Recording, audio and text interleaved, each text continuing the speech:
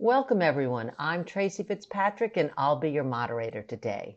Thank you so much for joining us here at Netcom Learning, a market leader in promoting lifelong learning, training, and talent development solutions.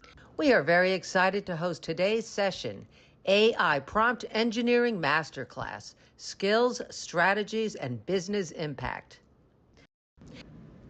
Presenting today's topic is Harsh Sharma. Harsh is a dynamic corporate trainer with AAI champion with expertise in AWS, Python, and DevOps.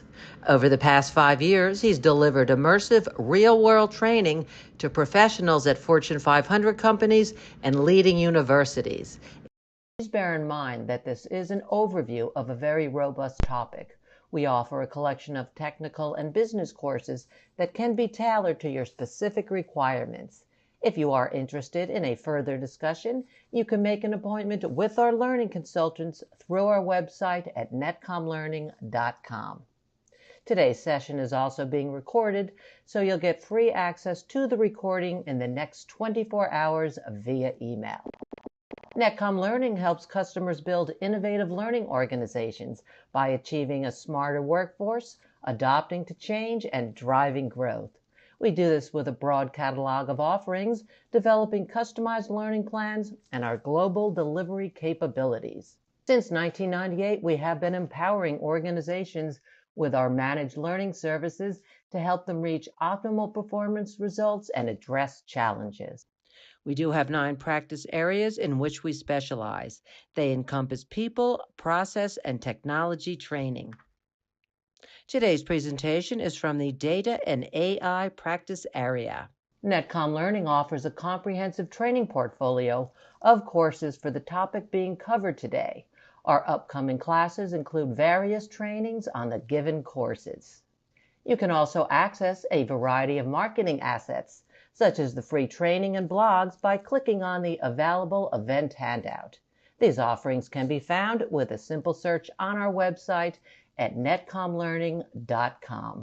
This executive masterclass is designed to help business leaders, IT professionals, marketers, and forward-thinking teams understand how prompt engineering is becoming a critical skill in the age of generative AI. As organizations rapidly adopt AI-powered tools, the ability to communicate effectively with AI is essential for improving productivity, accelerating innovation, and driving meaningful business outcomes. In this session, you'll explore practical prompting techniques, real-world business applications, and strategic frameworks for maximizing the impact of generative AI across the enterprise.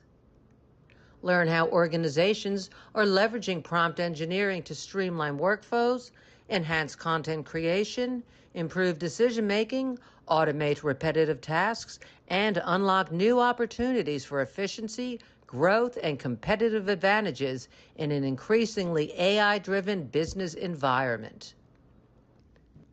Now I would like to give you a quick overview of the logistics before we get started.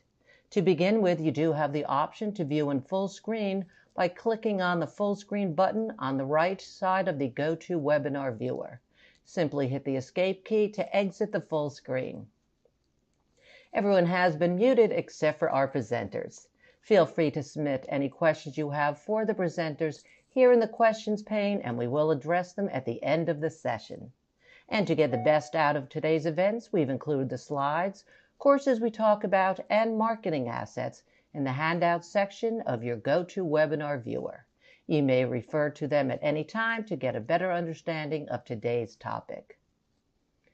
And we do realize that some of you may have to leave early, and want to let you know that as you do leave the session today, you will be presented with a short survey. We would like to request for you to take a quick moment to participate in that survey. Your feedback really helps us understand your learning experience and improve our future sessions for you.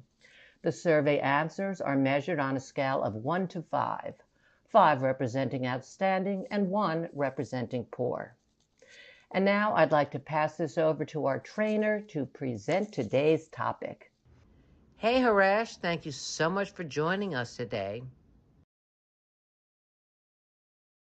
Thank you, Tracy. And hi, everybody. Welcome to this masterclass. In this masterclass, we will understand what AI is, what is prompt engineering, what are various skills and strategies you should adopt in the world of AI, today's world of AI, and what will be the business impact. My name is Harsh, and I am an instructor with Netcom Learning and AI Certs. I deliver trainings and masterclasses like these on the topic of AI, cloud, and DevOps. So in this session, we are going to pay attention to these 6 points, starting with what exactly is AI? How does it look like in 2026? What are the real world impacts? Then we will study some fundamentals of prompt engineering. That is a core topic for us today. We will also try to see a little bit of prompt engineering in action across multiple tools. Then we will study what are advanced prompting techniques and workflows. We will then look at some of the business use cases across multiple functions like sales, marketing, IT, leadership, and I have a bunch of more to discuss with you. We will look at that everybody is talking about the benefits of AI, which are immaculate, but are there certain risks as well? And if yes, how you should be navigating those risks? And then what are various best practices? And then finally, we will end up this masterclass with a question answer round where I will try to take as many questions as I can from your side. So to begin with, AI landscape in 2026 and real world impact. What is AI looking like right now? What is the world of AI looking like? How is it impacting things in our surrounding, not just in IT's landscape, but in pretty much every industry? So an important way to look at AI is that it's not just one tool that you may or may not want to add in your collection of different tools. It is rather today acting up like a coworker. There are already, when I say coworker, there are already certain tools which calls, which has the name cowork in it. So very recently we have Copilot Cowork coming in. Earlier we had Claude Cowork, and then there are other utilities which just don't go by the name of cowork, but they are very well acting like a coworker. So what do I mean by a coworker is that you may have in your organization, you may have, let's say, a team where there are 5 people and one agent working in synchronization. So just like you assign tasks to different people in your team, you can also assign tasks to the agents which are there. To quickly show you, I'm going to take you to my Microsoft Teams landscape. One second.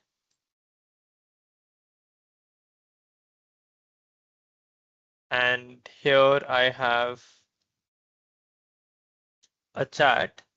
It's a dummy chat, so ignore the title. It's to tell everybody that, hey, you don't need to pay attention to this chat. It's just for me to share a bunch of agents in it and talk to those agents when I'm demonstrating on classes like these.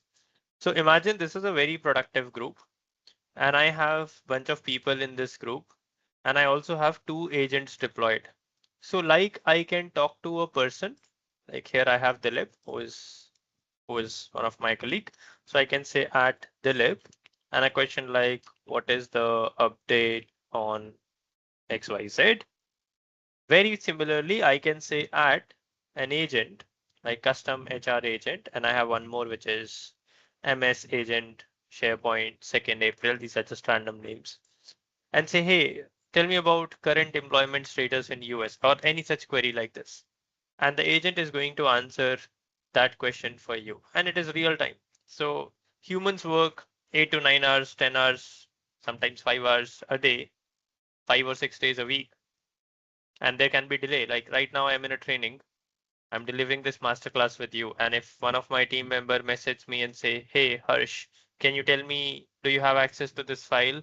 I won't be able to answer it until the next 2 hours because I am in this training. But that's not the case with an agent. It can answer hundreds of or thousands of queries at the same time, real time. You raised a question. Here is the answer. Similarly, you can add persona on how this agent is going to behave. I have this agent and said, what are hiring procedures? So it is asking me what are various hiring procedures. And at the last, it's telling me a fun fact about chess. And the reason it is telling me a fun fact about chess is because I designed this agent with this character that, hey, whenever you're going to answer something, you should be adding up a fun fact about chess. Or basically, it's just a way to demonstrate that you can add anything. So here I have agents which are acting up as co-workers. I can say add a particular agent and something like summarize this entire discussion. And Copilot, which is an AI tool, is going to start the work and it's going to say, hey, this is all what happened in this discussion. You asked people not to take this discussion seriously. It's just for session delivery, nothing for us, and you can mute it. And then you ask a bunch of questions in the agent with the agent. So this is how I have bunch of AI utilities. One of them is something that I'm using out of the box. Microsoft created it. Two agents are here which I created, so I can use them. And they are answering me from their own understanding of the entire landscape. Very similar to me having a human assistant couple of years back, which are going to, work on my behalf, answer my question. Not just simple questions, by the way. They are really doing wonderful tasks in super complicated scenarios. And I have another example to show you. Just yesterday, I was delivering a session on how you can use modern day AI to get better in programming and software development abilities. And that session was for developers. So we were working on a tool called as GitHub. And I'll show you how the AI by GitHub, known as GitHub Copilot, was helping me out. So here I was working on this particular project. If you don't know GitHub, that is absolutely fine. Just the whole idea is that this is a platform where people post their code to collaborate, to manage different versions of code, and that is it. So here I have a bunch of files and folders. They are in different programming languages. Most of them are, updated yesterday, 20 hours ago, 19 hours ago, and so on. So the interesting thing that I would like to show you here is this. I asked Copilot that, hey, I have a project. Please go ahead and create documentation for that project. And that work got started. Copilot started work on behalf of me, my account. It linked an issue. It then did a bunch of other things. It finished the work. Now, if today I have a question about this, like something like, is this work completed and can you give me a summary of it? I can just say at Copilot, very similar to what I did in chat. Is this work fully completed?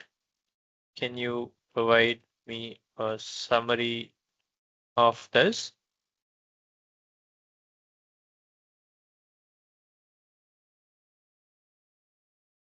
So imagine it to be a WhatsApp chat or any chat, and you have a question. So the first thing you're getting from Copilot is the scene emoji that I have acknowledged your message, started the work, and in a couple of minutes, less than 5 minutes, most likely, it's going to come up with an answer. And it's not just answering, it is going to create bunch of codes and perform activities on behalf of me. So here it is, create comprehensive project documentation. So this was all authored by Copilot, not me, all by Copilot. And then here is the entire documentation. So if you're working on a huge project and you want documentation of that, you can use an AI agent, which this task is not a new task. It used to be handled by humans, I have been a developer for a long period of time, and I used to work on this, and I just hated working on documentation. And I have an extensive documentation now created by an AI assistant. Of course, I have the final authority to say that, hey, I want a change here and I want a change here and so on. So that is absolutely there. That is why the name is co-pilot. You are the final pilot. You have to take the final decision. So it's not just a chatbot. It used to be a chatbot, but now it is an agent that can think, plan, and execute tasks for you. And those tasks can vary on different complexity levels. You can design different agents and work with it. So earlier it used to be just helping you in writing an email.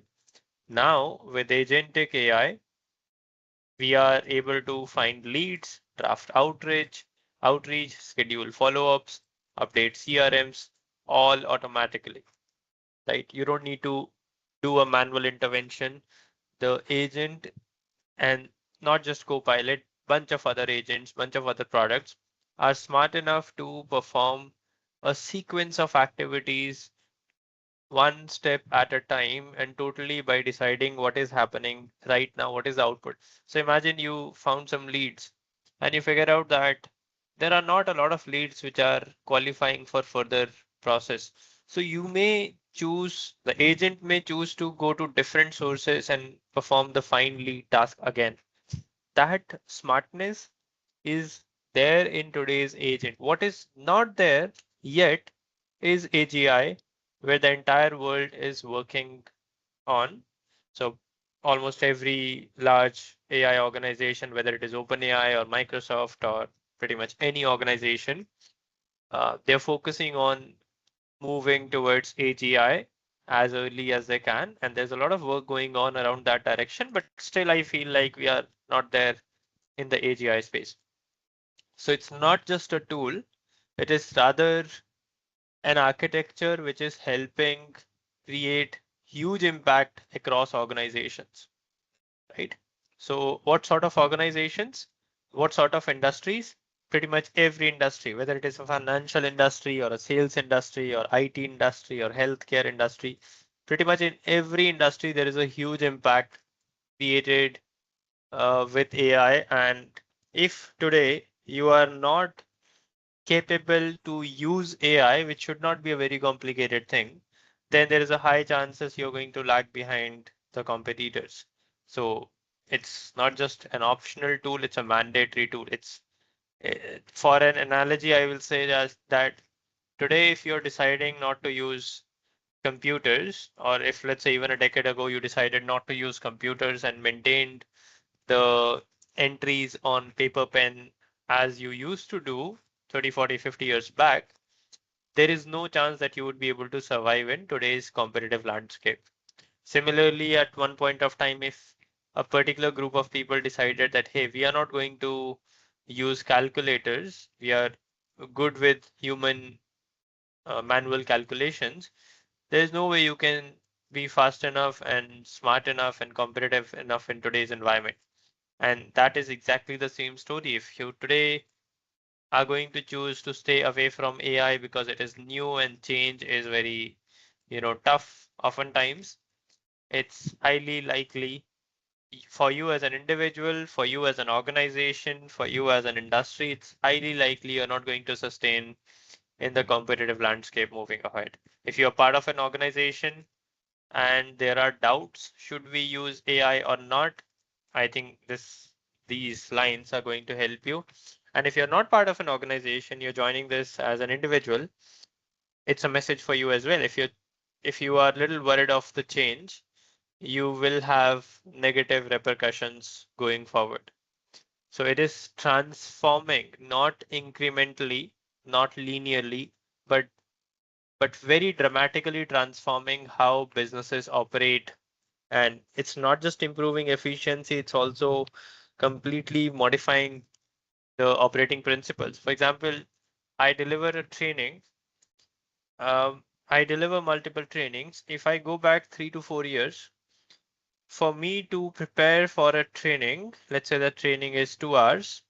For me to prepare for that was another 4 to 5 hours because I need to have the content ready. I need to have the topics ready. I need to have the examples ready. That's a lot of time. Today, to deliver a 2 hours training on, let's say, the same topic, it is probably 2 to 3 hours of task. So from 6 hours, I'm already at 2 to 3 hours. If I use more of AI, there are certain tools which I'm still not using and I'm migrating towards them. I'm sure that number will go down to 1 hour. So from 6 hours to 1 hour with the use of a technology which is democratizing how people should interact with technology. So many examples, many use cases across industries. Let's say we pay attention to this particular use case, which is on healthcare. So here AI is going to analyze X-rays, predict diseases early. How is that going to create any impact in the real world? Are there not doctors who are able to analyze X-rays? So yes, there are doctors. Imagine a scenario, you are in a hospital and you have your X-ray report in your hand and you want a doctor to review it because you cannot review it. And the doctor is busy reviewing other X-ray reports because it takes around, let us say, I don't know, but let us say 15 to 20 minutes for a doctor to carefully review multiple X-ray reports of a single patient and then come to some conclusion. That same time can be reduced down from 15 to 20 minutes to less than 2 minutes. Your report will be scanned by AI. AI is going to give you very detailed suggestions to the doctors, not to you. And the doctor is going to look at those suggestions, look at the report, maybe double check that report, and then talk to you and respond back to you and say, hey, these are the findings. So the findings are uh, curated from an AI utility which can scan X-ray images. And that is saving down the time from, let's say, 20 minutes to 5 minutes. So 4 times of improvement, which means a doctor can handle 4 times the patient he or she was able to handle earlier. And more than that, imagine the same story from the point of view of a doctor, a person who is constantly under a high stress environment, dealing with 50s or hundreds of patients every day into their critical cases where mental energy is consumed quite a lot more than a physical energy. And there are chances, right? Little chances, but there are chances that there is going to be a minor detail which the doctor missed, probably because he or she was a little tired, mentally tired, or occupied, and so on. So, bunch of other reasons. And that happens in day-to-day life. But that's not the case with algorithm. An algorithm is not going to deviate away from the procedure it has to follow if that algorithm is highly occupied or if that algorithm has been in use since morning and it's 8 hours of work. So there's no mental tiredness, physical tiredness for an algorithm, but that very well exists for humans.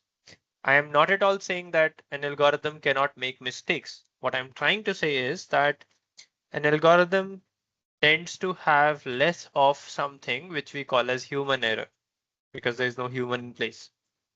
Then it can also provide you personalized treatment plans. So whenever I talk about personalization, I take an example that I earlier used to live in a different city where just in front of my home, there was a milk booth. So it was a milk booth for a very small locality. There were so many of them in that city, in that locality. So only nearby 7, 8, 10 families used to come to that milk booth and purchase their daily groceries, milk, a little bit of other milk derivatives. And that shop owner had a clear idea of what every family, every individual wants. That person had a clear idea that this kid belongs to this family. And sometimes if you say that, hey, I don't have the cash ready with me, the person is very well able to give you certain things on credit because that relationship was so strong. He had a clear idea that if a new product is coming up, then which families, which individuals will probably buy it and which families will not buy it because of the past patterns. Only 8 to 10 families, so probably 10 to 15 individuals coming to that shop every day, pretty much every day, 5 to 6 times a week. So there was a very clear understanding of that data in that person's mind.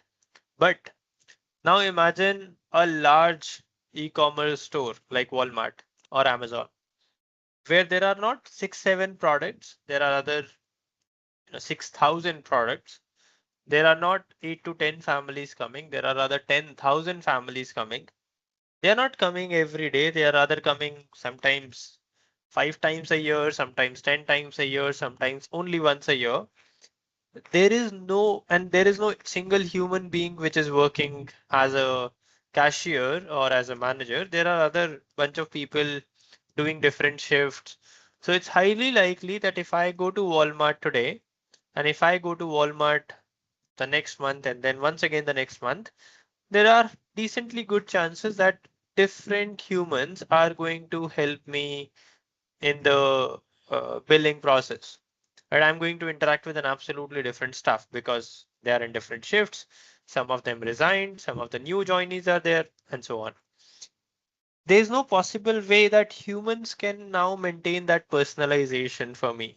That they look at me and say, hey, you know what? Last time you purchased that particular bread, there's this new product. Let me suggest this to you. You need assistance from long running computers and their databases and the softwares. They're not going to resign. They're not going to walk away. They're not going to get tired. They don't work in shifts. So you have a computer system which is the only constant entity looking at me all the time. Whether I come in morning or evening, whether I come at the start of the month or end of the month, whether I go on weekdays or weekends, that computer system is there. And we need algorithms which can help us in personalization. So there it is. We have AI today, which is helping us in personalization. Whether it is personalizing your video watching experience on Netflix, whether it is personalizing your shopping cart or Amazon, or it is personalizing which applications will you like on Play Store, etc., etc. So personalizations are everywhere. If you look at healthcare, doctors can get tired. Doctors may work in different shifts, but if I am going to a particular hospital across my life, let's say once when I was 10 years old, once when I was 20 years old, once when I was 30 years old, for different problems, there is a computer system which is constantly observing my body vitals. That when I was a 5 year old, I had, let's say, that particular type of problem. And a doctor probably will miss out on that information very likely after 30, 40 years of time span. Maybe the doctor is no more working with that hospital, but the computer system is still there. And that is how personalization plans from AI are going to work far better than personalization plans from any human being out there. Moving ahead, we have multiple shifts going on from tools to autonomous systems. As I said earlier, that today AI is not just a tool that you may choose to use along with a lot of other tools. It's rather one of the tools that is going to be a constant part of your day-to-day workflow and not just a tool. We are moving towards autonomous systems, autonomous agents, which are going to work on behalf of you. So I'm going to take this opportunity and take you to a YouTube video highlighting what is Google Duplex. We just saw advancement in the direction of Copilot. Let me quickly show you what is Google Duplex, and you will understand what do I mean by autonomous agents.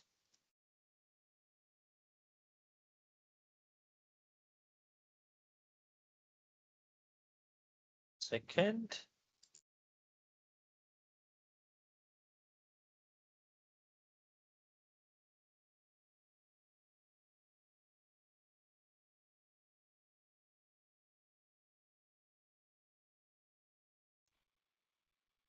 So assistant. here it is. It's a video. and have a look what Google Duplex is, and you will get an idea of what is the meaning of this word autonomous system and agentic AI. The progress with the assistant. As I said earlier, our vision for our assistant is to help you get. Quick check, team. Are you able to hear the audio from this video?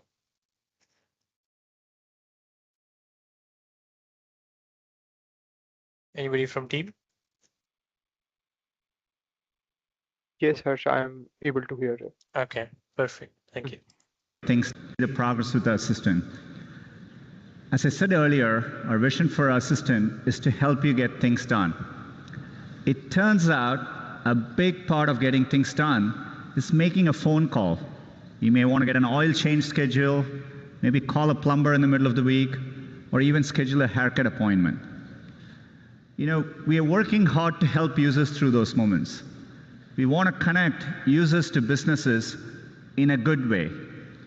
Businesses actually rely a lot on this, but even in the US, 60% of small businesses don't have an online booking system set up. We think AI can help with this problem. So let's go back to this example. Let's say you want to ask Google to make you a haircut appointment on Tuesday between 10 and noon. What happens is the Google Assistant makes the call seamlessly in the background for you.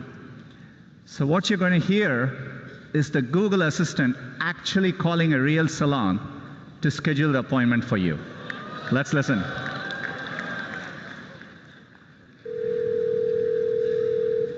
So how can I help you?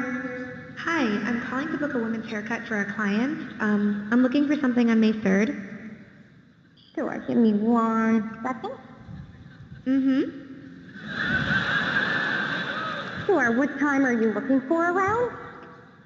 At 12 p.m. We do not have a 12 p.m. available. The closest we have to that is a 1:15. Do you have anything between 10 a.m. and 12 p.m.? Depending on what service she would like. What service is she looking for? Just a woman's haircut for now. Okay, we have a 10 o'clock. 10 a.m. is fine. Okay, what's her first name? The first name is Lisa. Okay, perfect. So I will see Lisa at 10 o'clock on May 3rd. Okay, great. Thanks. Great. Have a great day. Bye.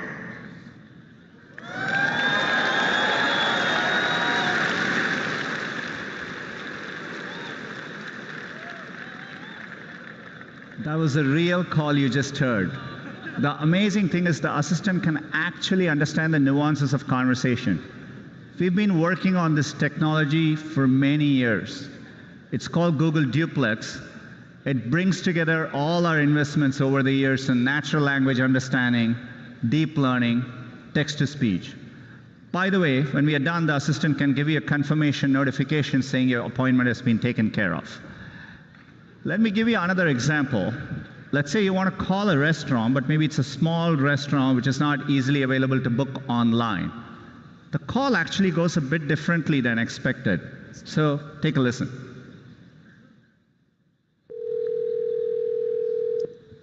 See how may I hear you? Hi, I'd like to reserve a table for Wednesday the 7th. For 7 people? It's for 4 people. 4 people? When? Next Wednesday at 6 p.m. Oh, actually, we reserve for like upper like 5 people. For 4 people, you can come. How long is the wait usually to be seated? For when tomorrow or weekday or? For next Wednesday, the 7th. Oh no, it's not too busy. You can come for 4 people. Okay. Oh, I gotcha. Thanks. Yep. Bye bye.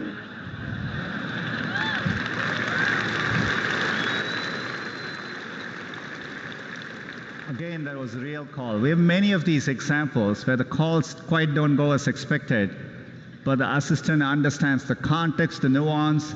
It knew to ask for wait times in this case.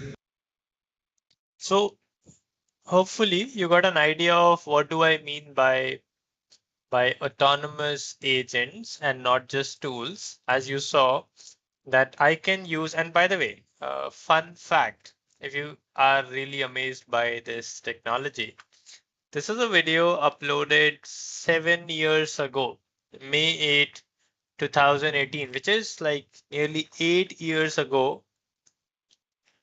Yeah, today itself, today is May 8 when I'm recording this, conducting this masterclass. So this is a video which is 8 years old, and you can just imagine where we are in the space of agentic AI. So I can use tools like Google Duplex, which is even more advanced right now, and similarly on enterprise side Copilot, and for a bunch of other use cases, Claude and OpenAI, to act on behalf of me. I already showcased you how I am able to use Copilot to act and answer my questions, create documentations on GitHub, right? I ran that query, which was taking a little bit of time. If I go back to that query, you will be able to probably see the answer of that. Let me quickly find it.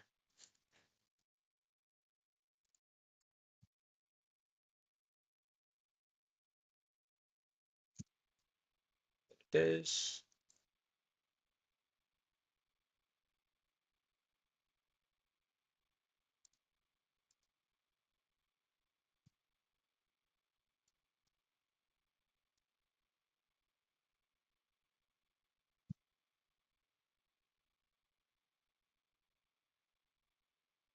Oh, I missed where that entire discussion is.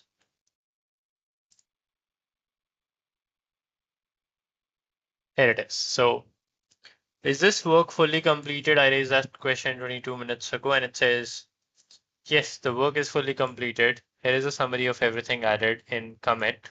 Commit is a little technical, but it's like this entire content which was added. There's a number for that. And 10 files were created. No code was modified. The files are, one is README, and then there are 9 detailed document in docs. And here's a summary for every doc: database.md, api.md, user roles.md, and so on. And then it says all code examples in this docs follow the project coding guideline. The guidelines are to use Pascal case and comprehensive doc strings, etc. So let's not go in the detail of what is Pascal case and what is doc string, but try to understand the idea that I raised a question 23 minutes ago. I got an answer 22 minutes ago. So around 1 minute to bring out this entire information. And for me as a human, if I have to answer this question to somebody, it will take me at least 5 minutes to just type, and then another 15-20 minutes to find out the answer. So around half an hour to answer this question, only when I am already free. So you raised the question, I was free, and it'll take me 30 minutes to answer this question to you, 25-30 minutes. If I am occupied, just add the time of waiting for me to get free. So organizations are building AI agents which are collaborating with each other. So not just one agent is working in isolation, it's rather connecting to each other. And then you probably have heard of, if you are active in this space, heard of protocols like MCP and A2A. So A2A is a protocol which is, it stands for agent to agent communication, which is enabling multiple agents to communicate with each other. MCP is a protocol named as Model Context Protocol. It is enabling LLMs, the AI models like GPT and Claude and etc., to communicate with other APIs outside of LLM. So I want to connect to a weather API, or I want to connect to Google Drive API, etc.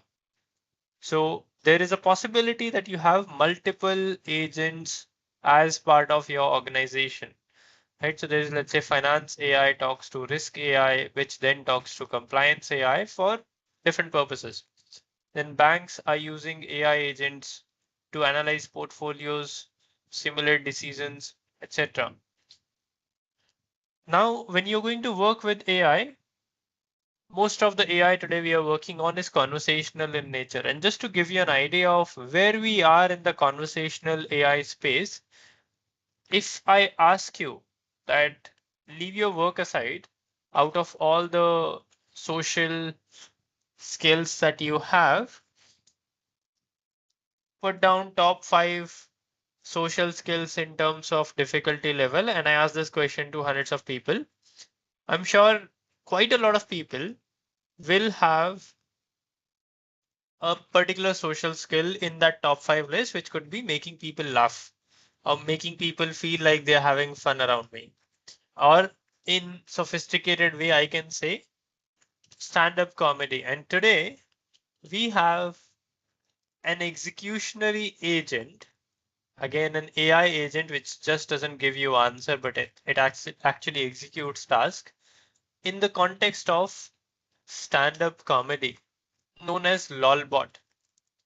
Okay, so just to get an understanding of what is a lolbot, I have a quick, I think it's a 2 minutes 40-50 seconds. Oh no, sorry, 3 minutes video. We'll see what is the current progress in terms of AI and stand-up comedy. And after this video, I'm going to show you what do I mean by current progress in this context. I am Lolbot. It's nice to meet you. Lolbot is amazing at riffing as well, so this is a really great opportunity. So if anyone's got any topics, just yell them out. Whoa, okay, I heard global warming. I have been programmed to operate in temperatures in excess of 90 degrees Celsius. But you guys are ha ha ha ha ha ha ha. It started by turning comedy into math. Ultimately, that's where it began. We're building Lolbot, the world's first AI comedian. Building a comedy robot seems like a strange pursuit, but the learnings here are integral to computer science. The interaction part between a human and the computing system is even more important than technology itself. I thought I was about to get waterboarded. If I look a bit out of it, I had a really big weekend of browsing the internet. So much chroming. Ultimately, what we're trying to do is create systems that can better understand and predict a human interaction. I was stuck in traffic the other day and it was so slow. I mean, it was moving slower than Australian internet. Lolbot uses stochastic modeling to pull data from this enormous library of content that's available to him. Thousands of hours of shows. And it uses deep learning algorithms to tease out the meaning from those comedy shows and try and generate new jokes. My comedy analysis tells me a joke is 95% funnier if it involves swear words. Knock, knock. Who's there? F you. The second stage of the project is about gathering real-time feedback to his jokes. That's why Lolbot is effectively a sensor platform. The cameras Lolbot's equipped with can detect faces and make a reasonable best guess as to the reaction that he's getting from his joke. Lolbot detects you have red hair. Lolbot detects a lifetime of suffering already. No joke required. Please sit down. Ginger nuts. They say if you are nervous as a public speaker, you should imagine your crowd in their underwear. That was a bad idea. It was hilarious and I was really not expecting it to be as funny as it was. It was fantastic. At first I didn't think it was real, but it is. It's mind-blowing. Ultimately, the tools that we've developed here are actually very much appropriate to many different AI problems. We're well down the road to creating a true human-like AI. See me, Lolbot, at the Melbourne International Comedy Festival. Death to all humans. Ha ha ha. Not just that, we have a bot capable to run an entire stand-up comedy stage show. It's also competing in Melbourne Comedy Festival. It was competing. And guess what? This advancement, this video is uploaded 9 years ago. So what we are looking at is not today's technology, it's rather 2017's technology. Right? So just imagine where we are right now, how advanced AI has begun AI has become over these 9 years. Now, when you interact with an AI algorithm, whether it is GPT or Claude or GitHub Copilot or any of them, what you need initially is a prompt, right? So we are going to talk a little about what prompts are, how they function, what are some of the components around prompting that you should be aware of. So starting with what is a prompt, forget about prompt engineering. If I go to Chat GPT or any tool for that matter, for ease of tool and everybody understand it. So starting with Chat GPT, if I give an input, that is a prompt. Like if I say, hey, like what should I say? Cryptocurrency.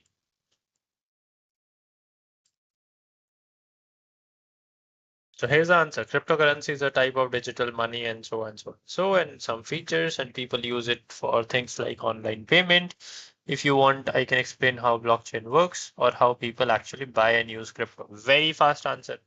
Right? And you can also see that this was a quick, fast answer. You can ask ChatGPT to go in a think deeper manner, deep research manner, and then come back with a report. But not for now. So this is a prompt, and this is the answer for that prompt. Is this a great prompt? I don't know. It doesn't seems to be a great prompt. The journey of going from just a prompt and converting it to an effective prompt is called as prompt engineering. So what will be a great prompt? If I go to ChatGPT and say, I am an IT instructor, I am going to deliver a training on blockchain. Explain what is cryptocurrency in the following format. So what is the format? First, simple explanation in 4 to 5 lines. Second, key differences with its counterparts. I don't know what the counterparts are. So typically the federal currency, but even if I don't know, I'm just saying explain the difference between this versus something else. And then I'm saying possible risks associated. And then fourth, easy to understand examples for my learners. And then to add a catch, I'm saying I'm going to deliver a training on blockchain to a group of 10-year-old school students. Okay, 10 to 12-year-old school students. So I said who I am. I gave a context of what I need and why I need. I'm going to deliver a training, hence I need something. Who's my audience? What I need and how I need. So bunch of things, not just what is cryptocurrency. If I say this to a 10-year-old, that cryptocurrency is a type of digital money that use cryptography, how would I expect a 10-year-old to understand cryptography? Or how will I expect a 10-year-old to understand decentralization or blockchain? So a Bitcoin. So these are not the terms for appropriate terms for my audience. And it's not ChatGPT's fault that it didn't give me right answer. It's my fault that I didn't ask the question in the right way. Now, if I raise this prompt, look at the explanation. First, look at the format. This is my simple explanation. These are the key differences. These are the possible risks. And these are the easy to understand example. Let's have a look at them. So it says cryptocurrency is a type of digital money that exists only on computers and the internet. This is still understandable to 10-year-old. Cryptography was a little tough word. People can use it to buy things or send money. Instead of being controlled by one bank, it is managed by many computers. So seems understandable. Cryptocurrency versus counterparts, which is regular federal money. It is digital, this is paper-based, it's controlled by computers, this is controlled by government, and so on. Possible risks, and then example. So what a 10-year-old typically do? Play games. So why don't we tell that person about cryptocurrency in the example of game coins?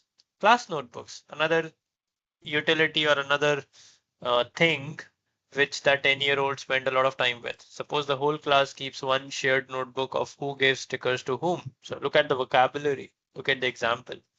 Sending digital pocket money. This is another, pocket money is the only way that kid is exposed about the world of finance.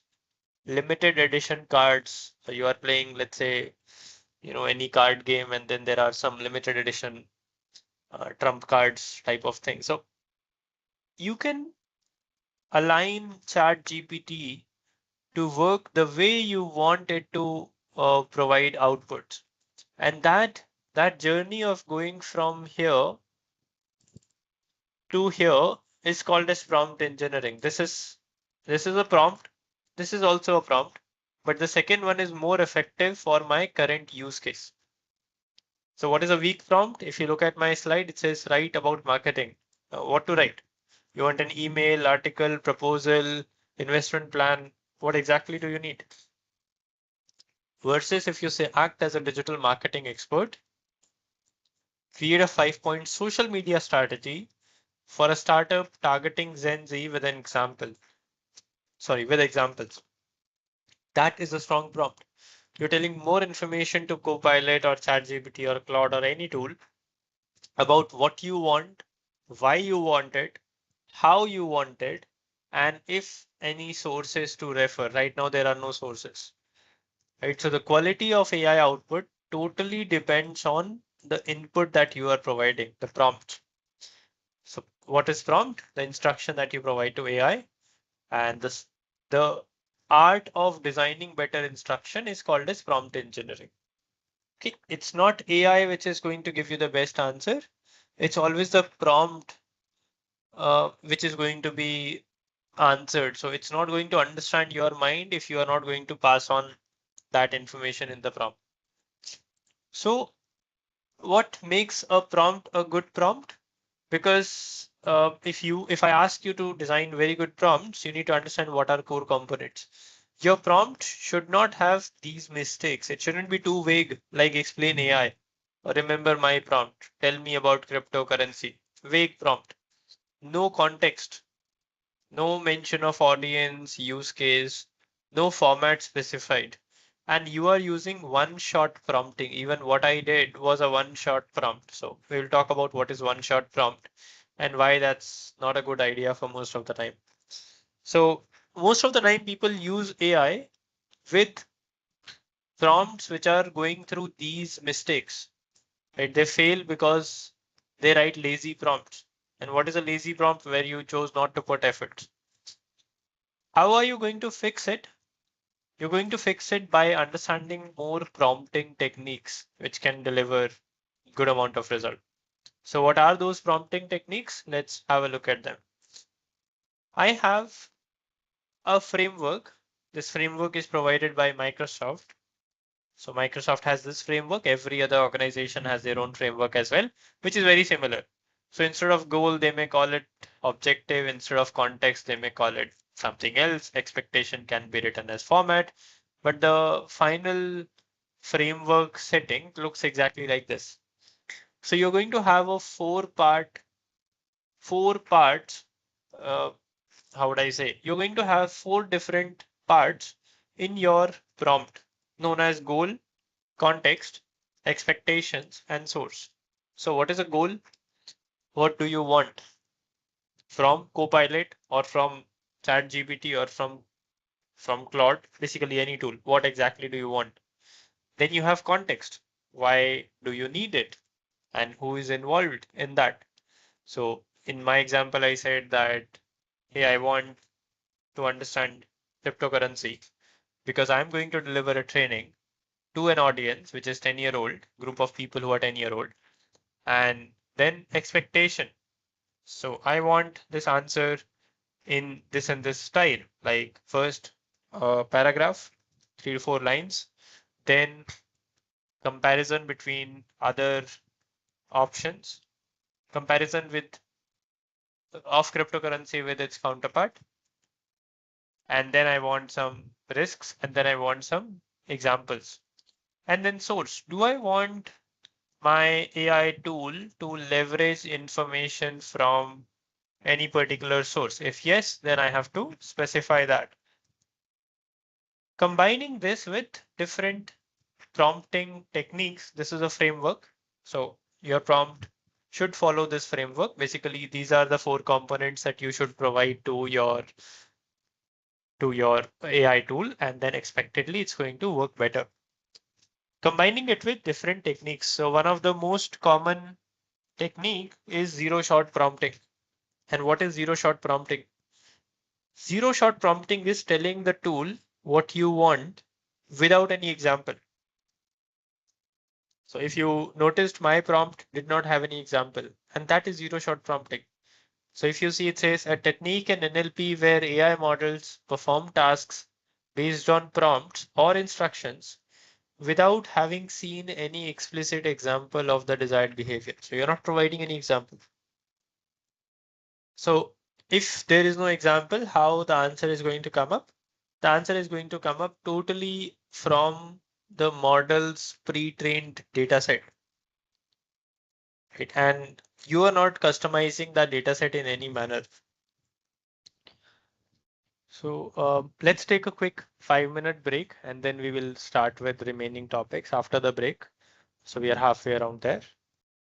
Sure, we are now going to take a 5-minute break, but before we do that, we are going to launch a quick poll that we want to invite you to participate in.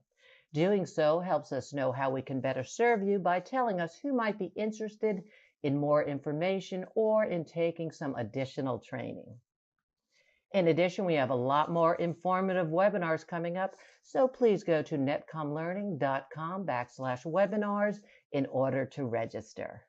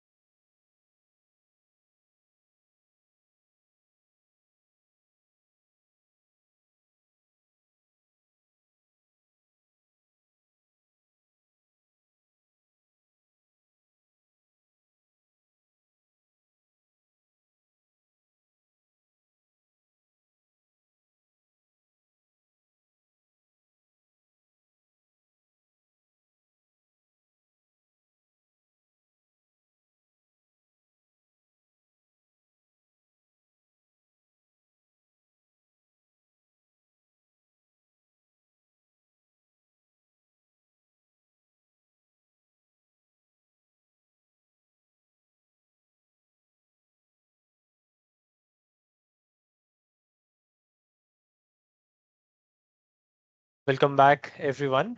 Let's continue with the rest of the discussion on how AI can lead an impact in your organization. If you get ahead of it a little bit, you have a prompting technique, much better, called as few shot prompting. This is, before I tell you what is few shot prompting, I would like to establish the significance of that. You're all aware of, probably, you're all aware of something known as GPT, which is the backbone of ChatGPT, which is the backbone for Copilot and so many other utilities.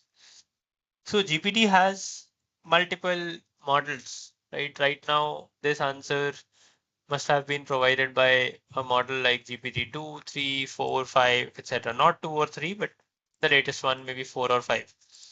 So there used to be a time when there was a GPT model and then GPT-2 and then 3 and then 4 and then 4.0 and then today we are at 5.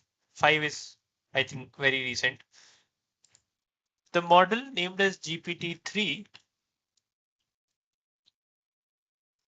was launched, I think, in 2019 with a research paper which had a title called as Language Models Are Few Short Learners.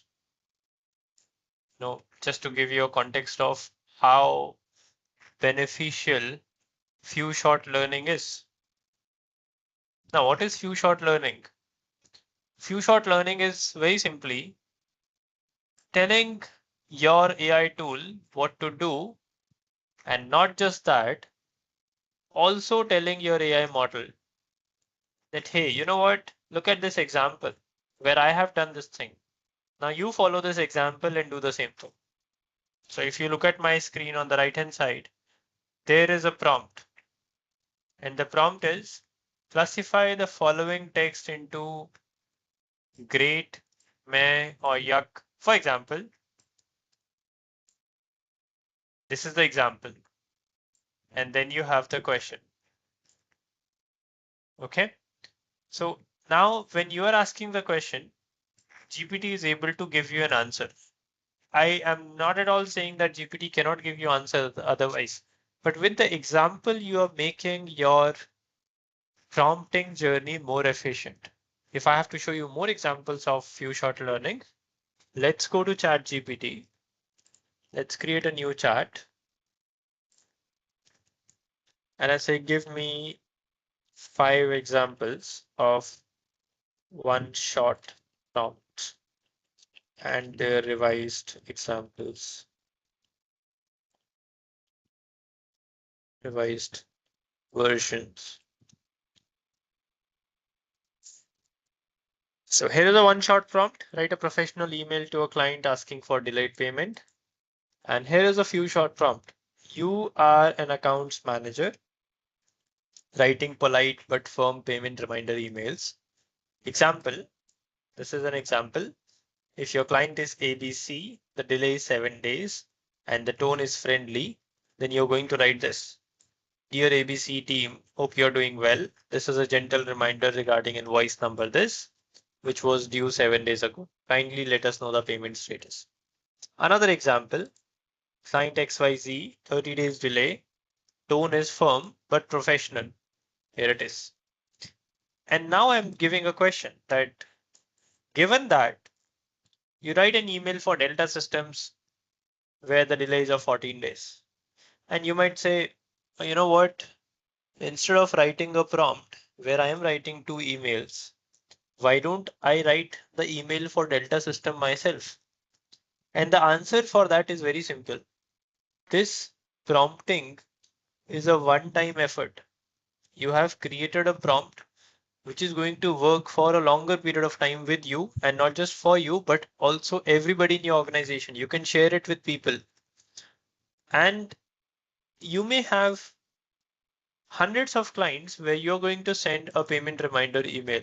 So you don't need to design it every time. You just need to copy paste it every time. And then with this few short example, you can get a payment reminder email in your own style. To quickly show you the answer, if I go to ChatGPT's another screen and I say first something like this, look at the answer.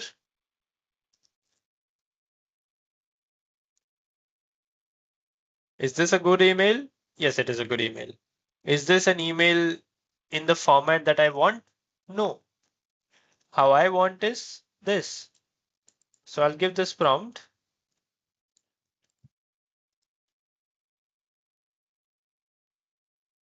And now here is the email to Delta Systems team in the format that I like.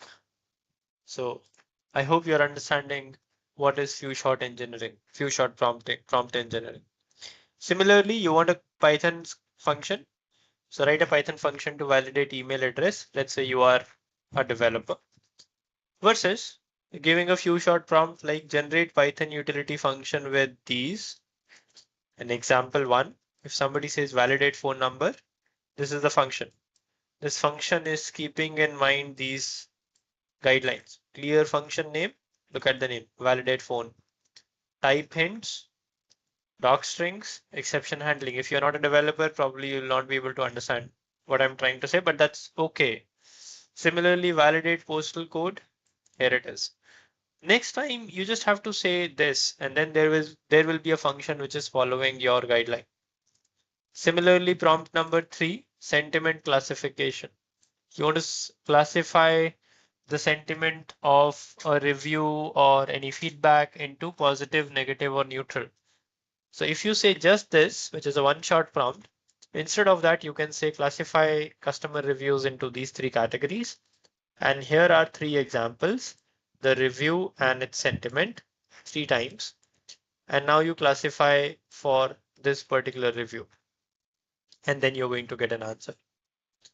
Very similarly, you have another prompt for SQL query generation. I want you to read it once yourself, and it will be self-explanatory, very similar to Python.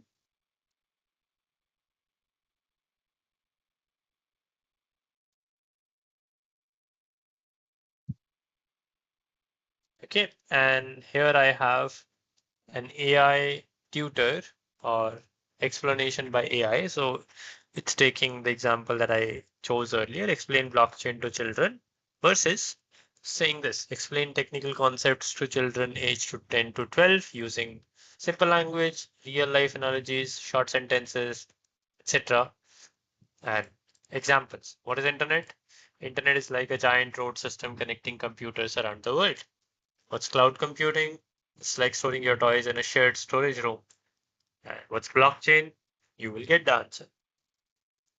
So I hope you are understanding what few shot prompting is and how it is going to be beneficial. Now, this is not the best prompting technique. It is very good, but there are more refined, more advanced prompting techniques also, which are available, like chain of thought prompting. So chain of thought prompting is where you are not just asking the model to do certain things, you're also asking the model to follow set of steps. So not just the answer, but the set of steps. So if I go back again to GPT and say, give me 5 prompts for chain of thought.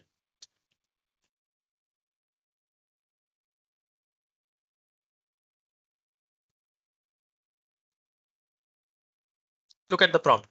It says solve the following math problem step by step. Share, the important thing is step by step. Share your reasoning clearly before giving the final answer. And the problem is a shop gives a 20% discount on 2500 rupees item and then adds 18% GST on the discounted price. What is the final price paid by customer?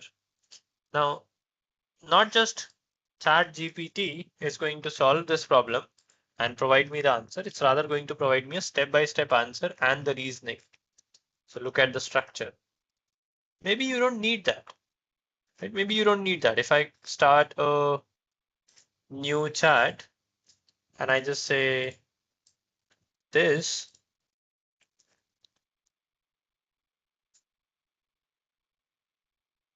it's following my previous prompting pattern.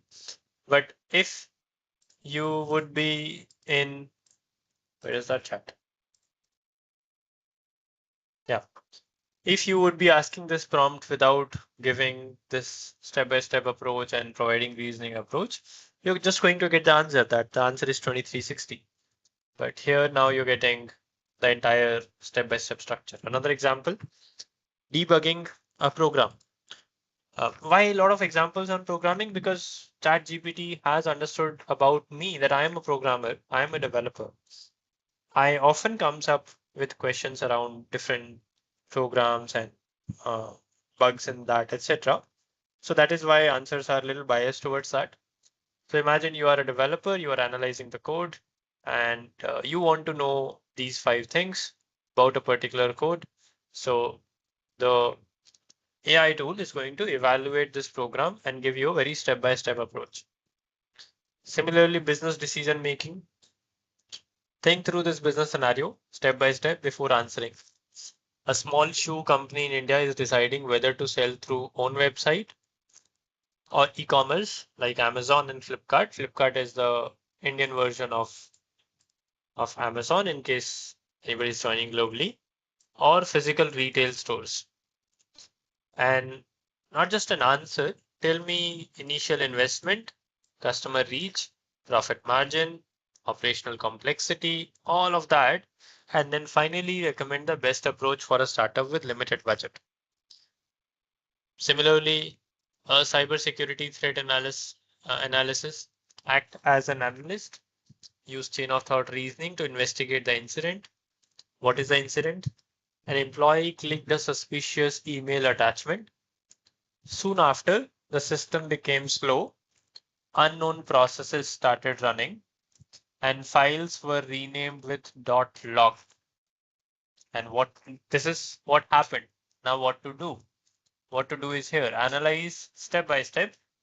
First, indicators of compromise, possible type of attack, immediate containment actions, investigation steps, recovery recommendations, and future prevention measures. Similarly, if you're working in AI, prompt number 5, compare one shot, few shot, and chain of thought prompting. Think step by step, and then provide me these 6 steps and the guidance. So if I copy this and I go back here and I put this prompt,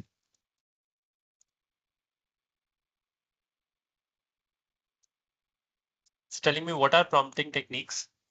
It's a way to guide large language models such as GPT into producing better and accurate and structured outputs. There are commonly 3 of them. One shot is this. So you're providing one shot prompting involves a single example.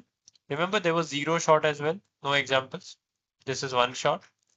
And that example will demonstrate the format that you want, the style that you want, the type of reasoning that is required. And how it works is this. An example, translate English to French. English is good morning. The French version of that is bonjour. Now translate thank you. So model will tell you what is the equivalent of thank you in French. An expected output is here. What are the benefits? What are the weaknesses? So very important weaknesses, limited guidance, and it can fail on complex tasks. And best use cases are here. But what about few shot? It's more powerful, multiple examples, typically 2 to 10 examples. Why not 1? Because then it becomes one shot prompting, which we just discussed here. So at least 2 examples, that becomes few shot prompting. How it works? The model is going to go through a journey. This works similar to in context learning. These are examples. So classify the sentiment. If the review is I loved the movie, the sentiment is positive. If the review is the service was terrible, the sentiment is negative. If the review is the product quality is excellent, sentiment is positive. And if the review is the delivery was very late, you have to tell the sentiment. And then the expected output here is negative. What are the strengths and what are the weaknesses? They're listed here and use cases for that.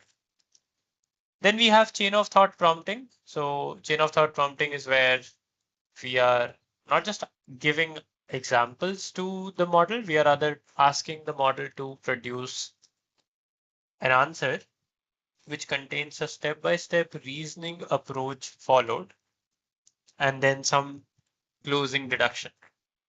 So it's going to force decomposition of the problem. Whenever you have a complicated problem, it's always a good idea to decompose it into a bunch of smaller problems and then solve them one step at a time. It's going to encourage sequential reasoning. It's going to reduce reasoning shortcuts. It's going to help maintain logical consistency and so much more. And then the benefits are mathematical reasoning, multi-step logic, complex analysis. Like, look at this. A shop gives 20% discount on 2500 and then adds 18% GST. Think step by step. And then you have a step-by-step answer right below it. What are the benefits? Here it is.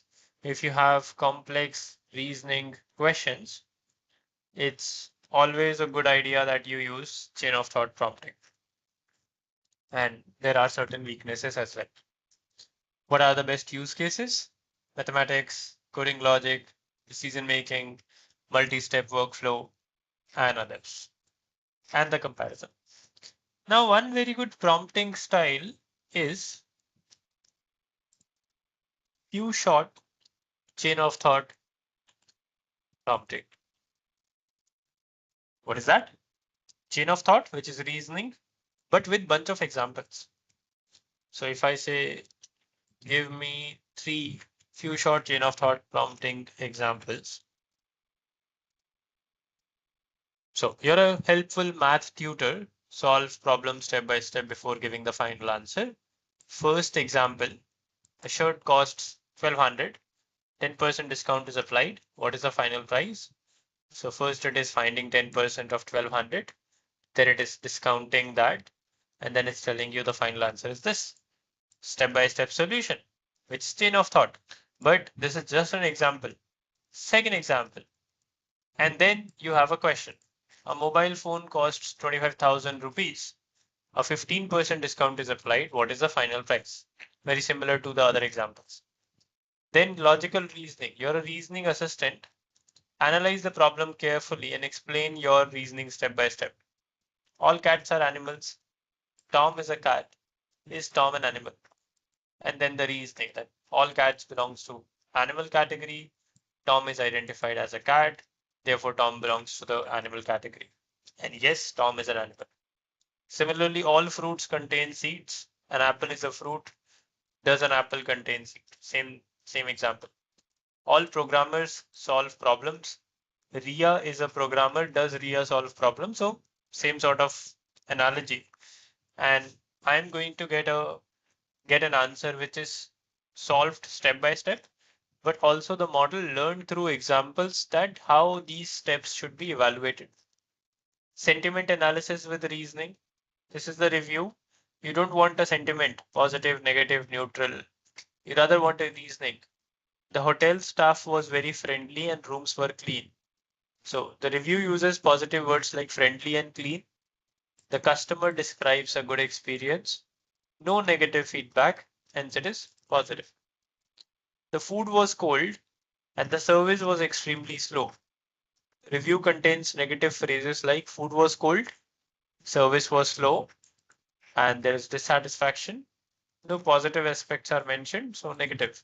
Similarly, if your prompt is the product quality is excellent, but delivery took long, the answer for that will be mixed. So it will analyze that there is a positive aspect, there is a negative aspect. So both are present, hence the final answer is mixed or neutral. So I hope that is making some sense on what chain of thought prompting is. There are many other advanced prompting techniques that you can leverage.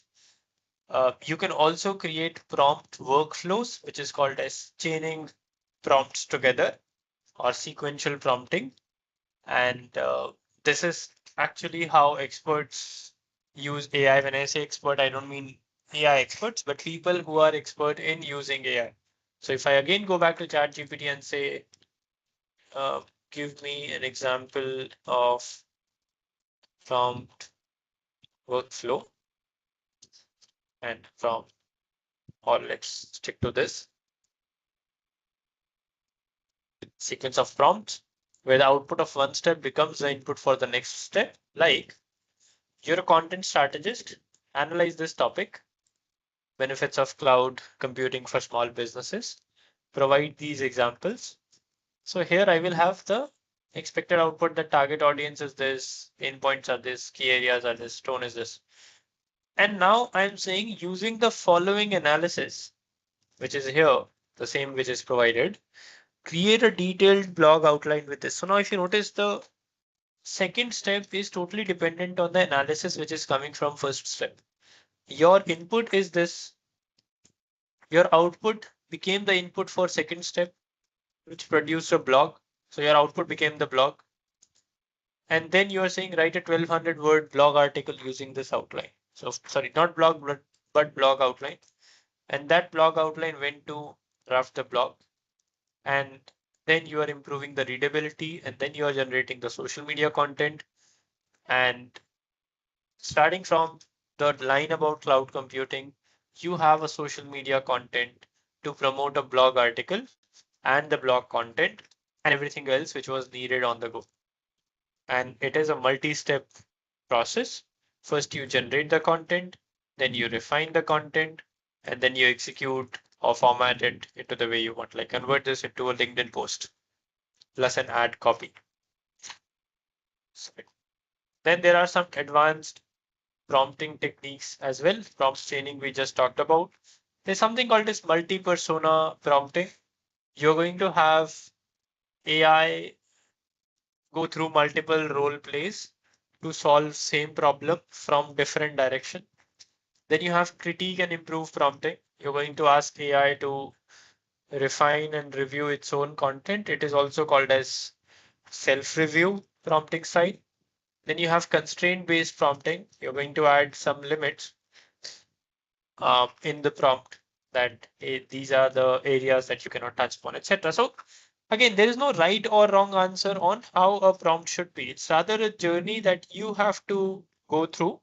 You have to analyze what sort of prompts are working better with your use cases, what sort of prompts you are able to understand really, really well, and then accordingly, you're going to choose which prompting style to continue with.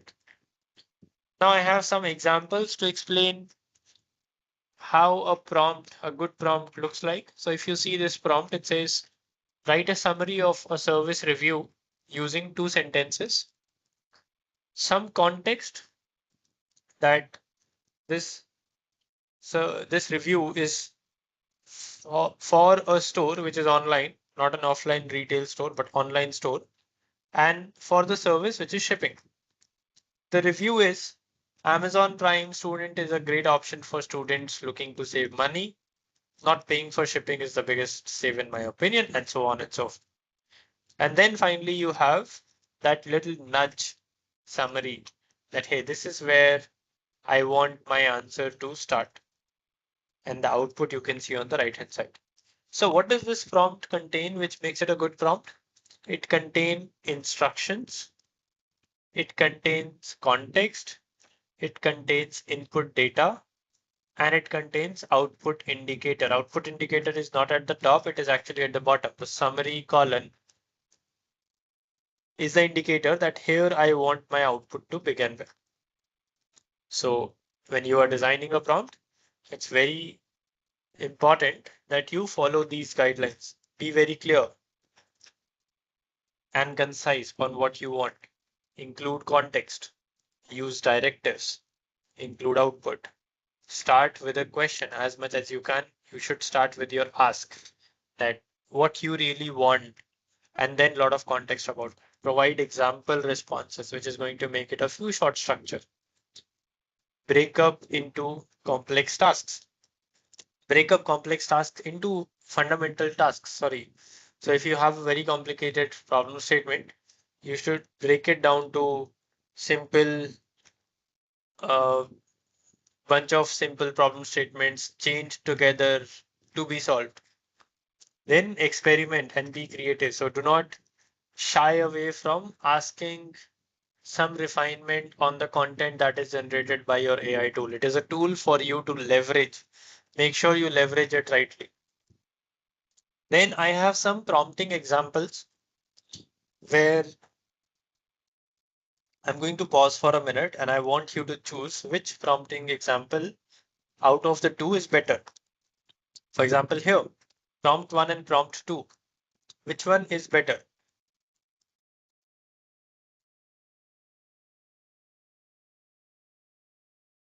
So I have a lot of these examples. I'm going to give you a minute of time to read through it. In this example, even though prompt 1 seems a little longer, it is a little longer in text, but prompt 2 is better because if you read prompt 1, it says compute the sum total of subsequent sequence of numerals 4, 8, 12, 16. Versus prompt 2 is saying what is the sum of these numbers. Prompt 1 is adding complexity but not adding any value. Are you able to explain or provide some extra information with that complexity? So no, there's no new information, just complexity. And hence in this case, I will choose prompt 2 over prompt 1. Now look at second example.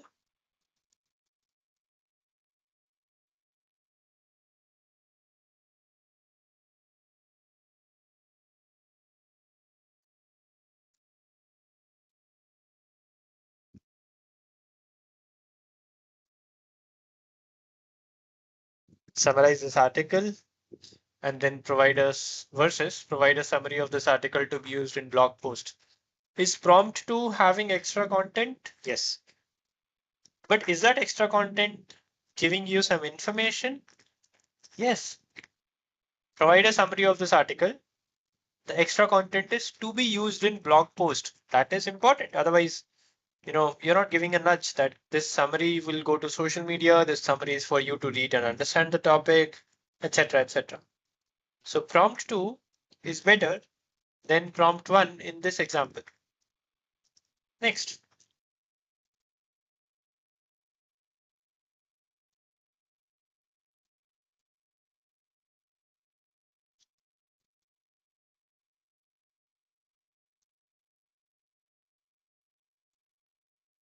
So here, prompt 1, again, adding little content, but that content is adding some value.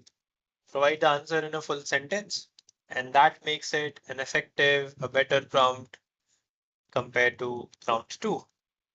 What about next example?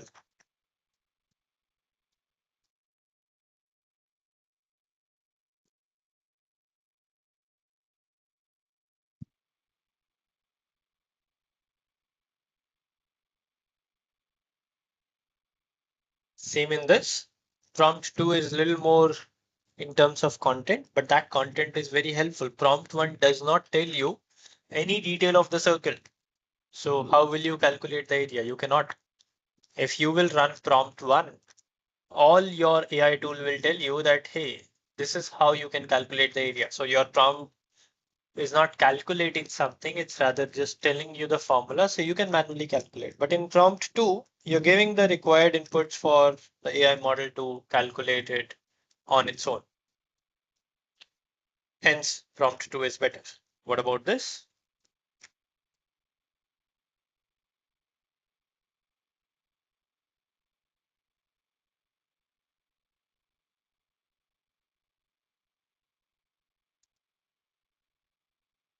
So again, prompt 1 has extra information and that information is helpful.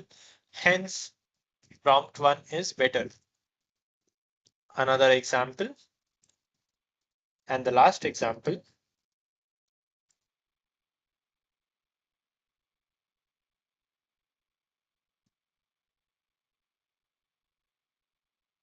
In this, prompt 2 is providing you examples, which is making it a few shot prompt. And a few shot prompt is always better than a zero shot prompt. So once you have started designing the prompts, what to do next? You should look forward for quality of response, the type of response that you get the range of information presented in that response. And if you're not happy with it, you should make changes to your prompt as and how needed.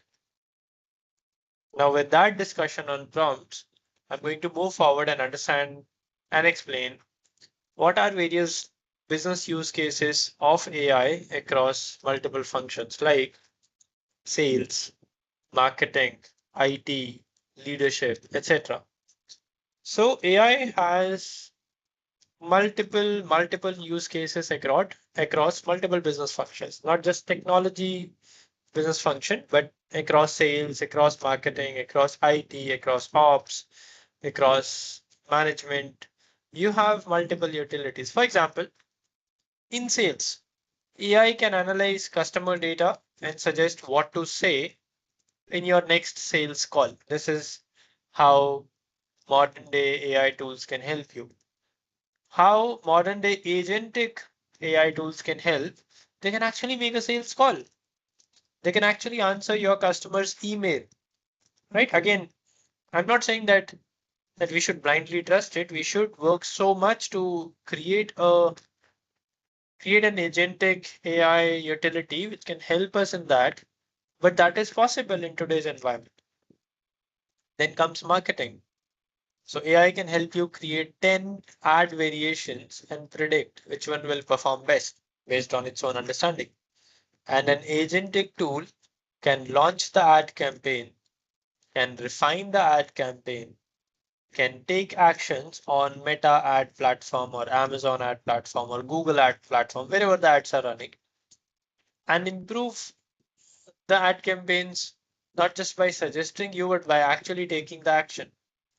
Similarly, in IT and operation, AI can fix bugs before even users report them. So proactive bug testing, proactive refinement. Similarly, for leadership, for management, you have been part of multiple meetings. AI can help you convert the long meeting content into summarized action plans, right? A few bullet points action plans. And that's how modern day AI tools can help, and they are helping so much. I personally use quite a lot of AI tools. I teach and connect with a lot of organizations where they are either migrating towards these AI tools or they are already using it and they want an advanced training and so on and so on. So there are already a lot of organizations which are using it. What benefits you get by using AI? Speed. The speed at which AI can function is much faster than the speed at which humans can function. Cost reduction. So we are going to have less of manual work. If I have an AI tool which is doing certain things for me, and I have to just validate that, I can use that time to actually do something more meaningful. It spend the time where it really matters rather than doing the typical manual work of creating a content or refining a content or producing an advertisement draft, which actually an AI tool is already doing on behalf of. So if I'm getting cost, if I'm getting time saving, I can use that time to perform certain activities which are more meaningful. Saving time leads to saving cost, of course, right? You're not going to have more number of people doing the same task if AI is able to perform it a little faster. Can save time for people. That time can be leveraged for different activities, which will then lead to saving the cost of an entire organization. Better decision making. So the decision that is going to come from an AI is most likely going to encapsulate more of the data compared to a decision taken by a human. Then scalability. You can perform, as I gave the example of a doctor. If a doctor is able to perform 10 customer interaction in a day with the help of AI, that number 10 can go up to number 50, 100, and even more than that. So that is how AI is helping across different organizations and different industries. Some more industries for us to look at. So healthcare. There are a lot of utilities where AI is going to help us across healthcare, like digital prescriptions, personalized medicine, medical imaging. I gave an example of X-ray scanning. So that is an example how in medical screening, medical image screening, AI can actually help us.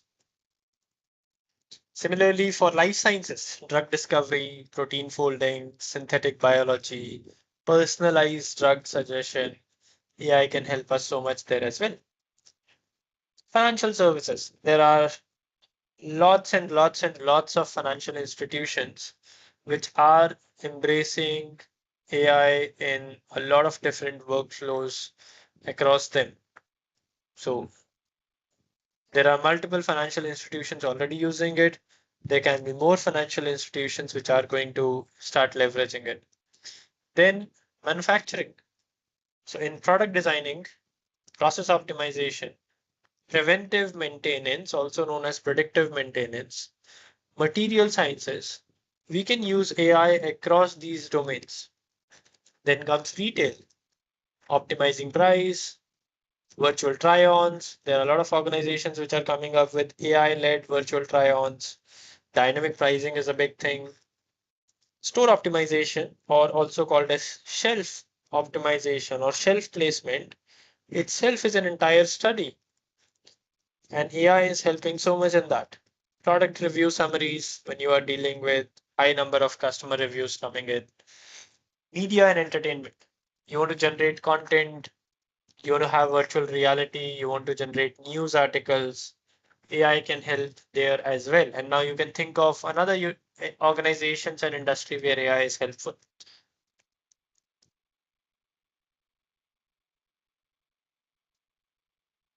Some of the risks which comes along with using AI, and you should be aware of them. If you are planning to use AI or if you are already using AI, you should be aware of these risks. First key risk of using AI is it can go wrong. It can produce wrong answers. It can misunderstand your question.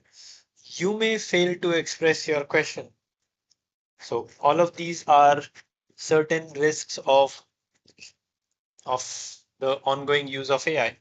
And they're not risks only with AI, they're risks along with humans as well. Imagine you hired an intern, you gave that person a task, and that person misunderstood your task and produced wrong answers. So obviously you are going to validate before you trust and proceed with that answer. And that validation is needed with AI as well. People have made this mistake of not validating responses coming from AI. Then it's privacy. Sorry, I don't know what part of my mouse hit this. It's a privacy risk.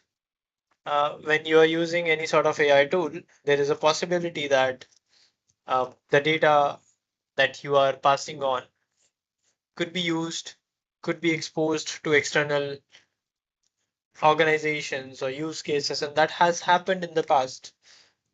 Private conversations with AI tool got leaked out on Google search when people try to share. And again, it's not the tool's problem, it's how people use that tool, which was the problem. There are a bunch of tools which are optimizing for privacy itself. Like Copilot is not having its own LLM, it's rather using GPT and bunch of other LLMs behind the scene. But they say that we will keep your data within the enterprise boundary. Then you have bias and ethical issue. You can have an AI model taking biased decision. Again, that is a problem with humans as well as AI. So why AI models are biased? Because they are trained with some data, and if that data itself is biased, it will lead to biasness in models output as well. You may have over reliance on AI, and then your human team is probably not doing enough of critical thinking, and that can lead to a bunch of issues. So there are multiple risks associated. And as somebody who would like to use AI in a very responsible manner, it's always important that you follow some best practices, like use AI, but use it smartly. Always validate the outputs that you are getting. Check for facts. Check for typos. Typos and grammar is not big of an issue, but facts are always important, and there are times when AI models have gone wrong in that. Avoid sharing sensitive data, right? So that even if there is some data leakage, at least you do not have any sensitive data shared. Write clear and specific prompt. Do not use vague prompts. Try to reduce the chances of AI misunderstanding your ask so that the answer you're getting is not at least wrong from that perspective. Use iteration and refinement. Right? It's a conversational experience. Oftentimes I see people asking a question and then never iterating or never refining that question again. And that leads to inconsistent, not so best use of AI tool. Keep humans in the loop. There are a lot of agentic AI tools providing across assistance across different landscapes. But it's always a good idea that final decision will be taken by a human. So humans will decide, AI will create the content, humans will approve that content, and that is how the journey should be. Now, with that, a lot of discussions on all the great things around AI, some discussion on the risk associated to AI, some discussions on prompt engineering and how you should talk to an AI utility, and how you should refine your prompt and what are the problems you may have with your ongoing prompts, and you can correct it. With that, I will move to the question answer round, and the floor is open for everybody to discuss your questions. Thank you, Harsh. That was very informative. And I know everyone's looking forward to the Q&A session, so go ahead and start putting your questions in the questions panel. And while you're doing that, I'd like to pass the presentation rights over to Neha Kumari, our product marketing manager, who's going to introduce you to our wonderful and amazing promotions and webinar related courses. Hello, welcome and thank you. I hope you've all received the event handout, which is a great resource to guide you through today's session. We truly appreciate you taking the time to join us for this masterclass.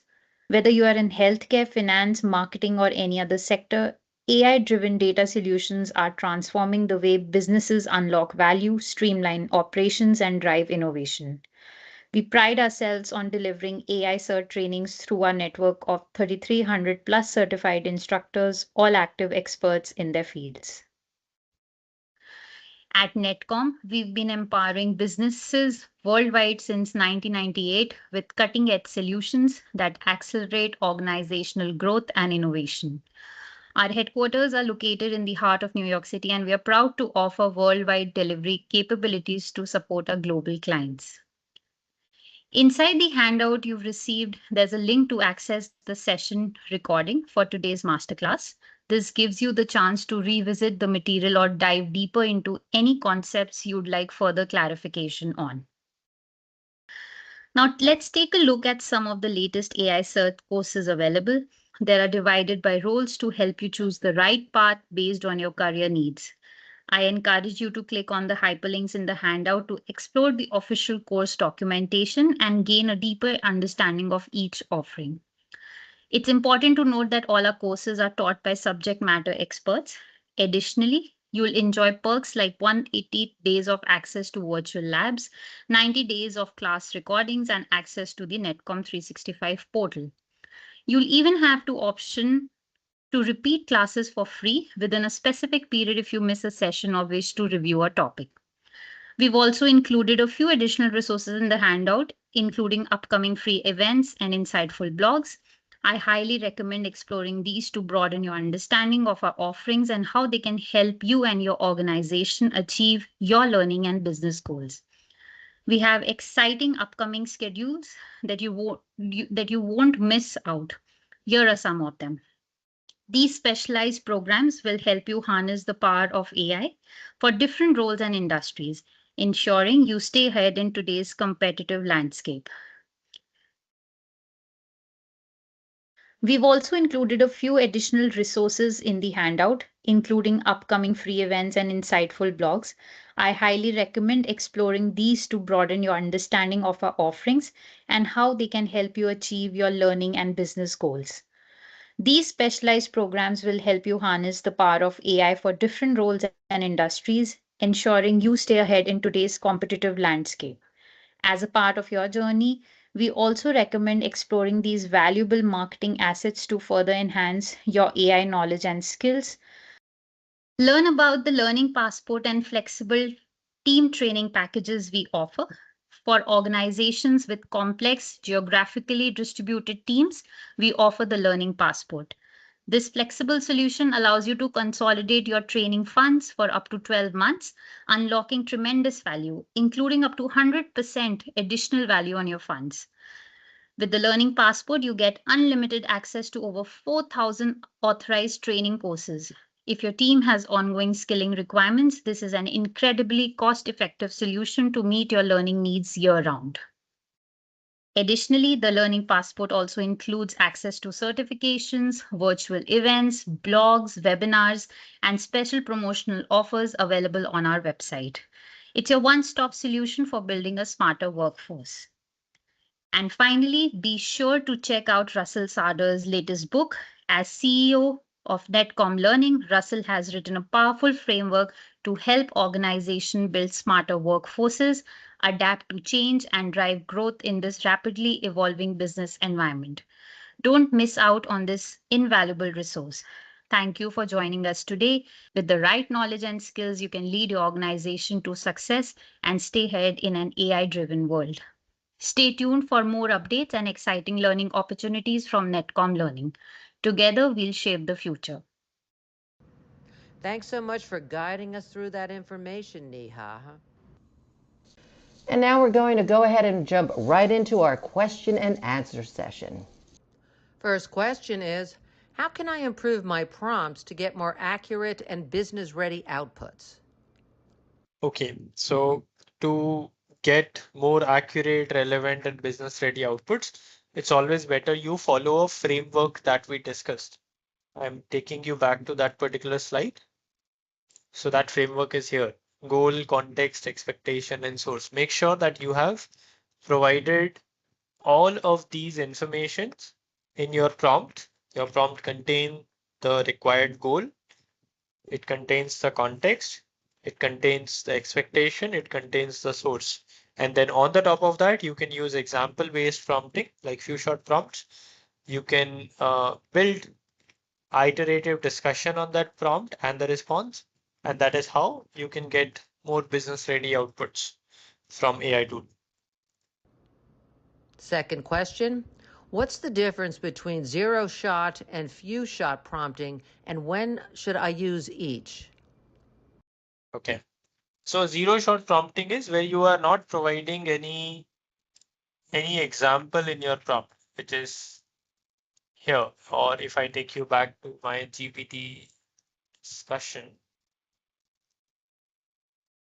So here it's actually a one-shot prompt. It's a zero-shot prompt. So a zero-shot prompt is where you have not provided any example. So you just ask the question and that is it. A few-shot prompt, on the other hand, is where you are giving your question, but you're also providing some example. Example number 1 and the answer of that. Example number 2 and the answer of that, and so on.